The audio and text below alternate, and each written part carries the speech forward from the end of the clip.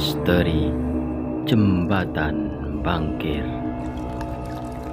merupakan jembatan penghubung Desa Sindangkerta dan Desa Rambatan Kulon yang terbentang panjang di atas Sungai Bengawan, Cimanuk. Cerita ini pernah diangkat oleh media lokal Lensa Indramayu dan ditulis oleh Jokape. Untuk masyarakat Indramayu pasti mengetahui letak jembatan Bangkir yang berada di Kecamatan Loh Bener, Kabupaten Indramayu. Selain di bawahnya terdapat bendungan karet yang sangat indah buat nongkrong, siapa sangka jembatan Bangkir mempunyai tabir gaib yang hanya orang-orang tertentu yang bisa menjumpainya. Benarkah ada kerajaan dunia gaib di sekitar jembatan Bangkir? Pada awal tahun 1998, sekitar pukul 2 pagi, sempat mendapatkan cerita dari seorang tukang beca biasa mangkal di sekitaran jembatan Bangkir yang pernah mendapat penumpang yang cantik. Tujuan membagi pengalaman aneh.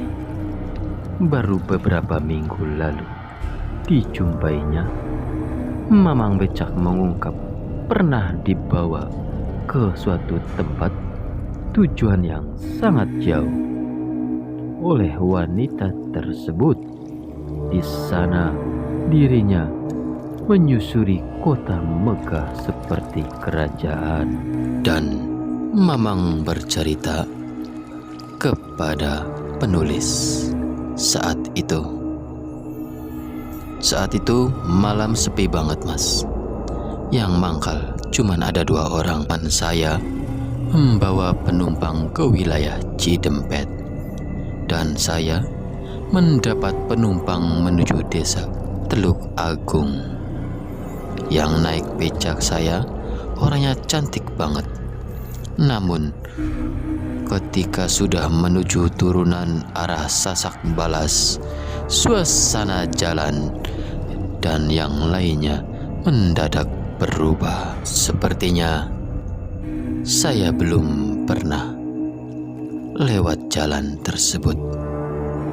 Situasinya saya tidak kenal, namun rumahnya bagus, tertata seperti dalam kerajaan yang begitu maju, papar Mamang tukang beca. Sayangnya penulis lupa mengantongi identitasnya pada saat itu.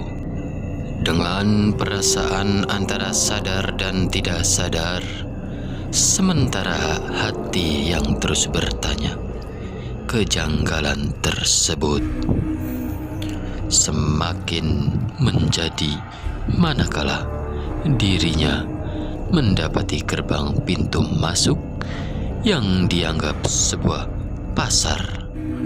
Terlihat ada prajurit yang berjaga di depannya.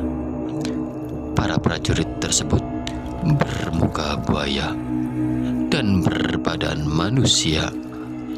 Ukuran tubuhnya lebih kecil daripada ukuran manusia pada umumnya, ungkapnya Mamang tukang beca tersebut.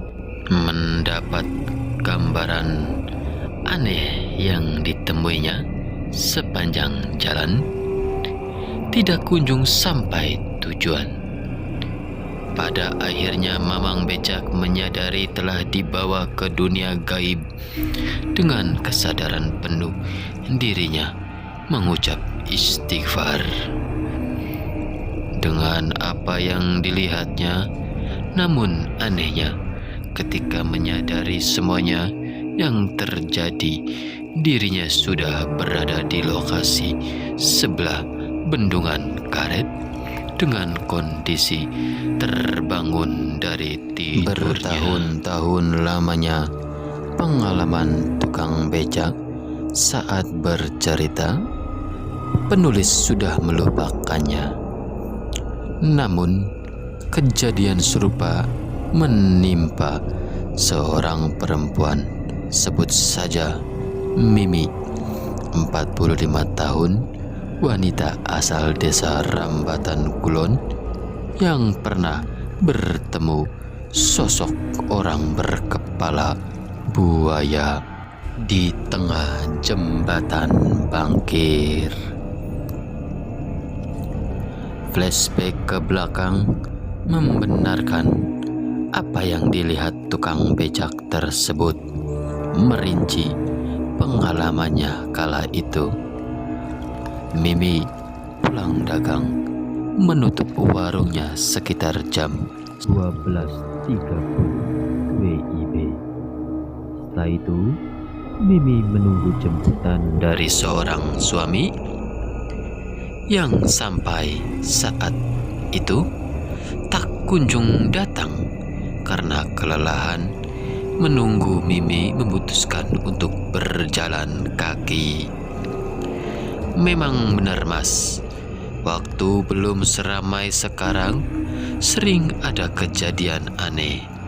Saya pernah melihat sosok manusia kerdil pendek berkepala buaya ketika pulang dagang, karena suami saya lama datang menjemput saya.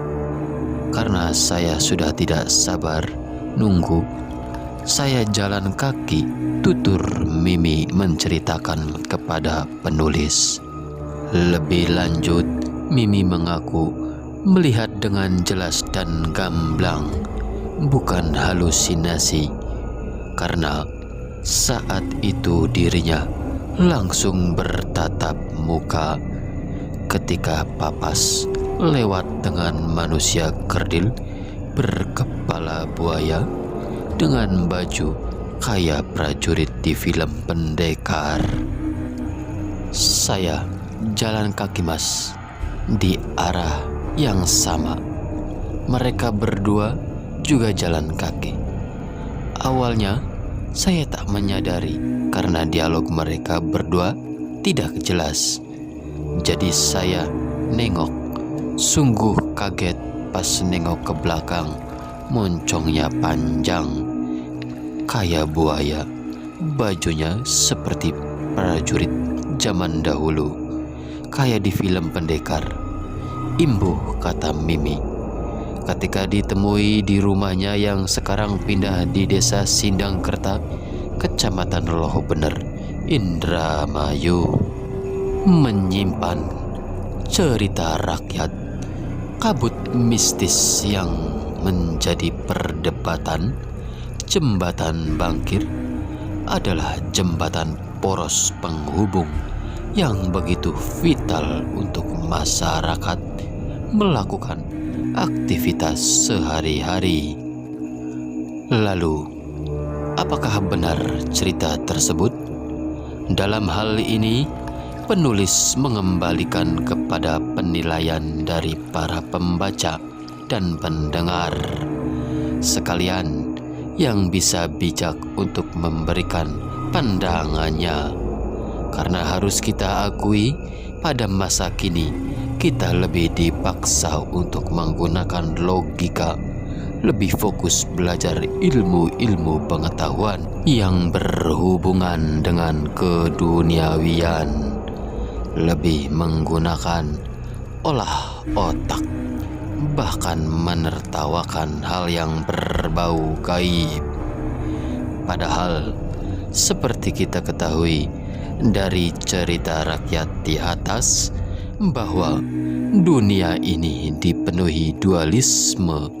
Bila ada logika, mestinya yang tidak ada logika juga ada.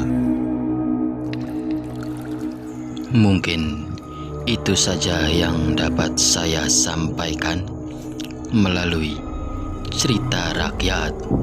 Ialah cerita masa lampau yang berkembang dalam masyarakat atau yang dialami seseorang tertentu. jangan lupa ikuti dan pantau perkembangan channel yt.com dalam kisah-kisah masyarakat atau sejarah kearifan lokal. Sekian dan terima kasih. Please subscribe my channel.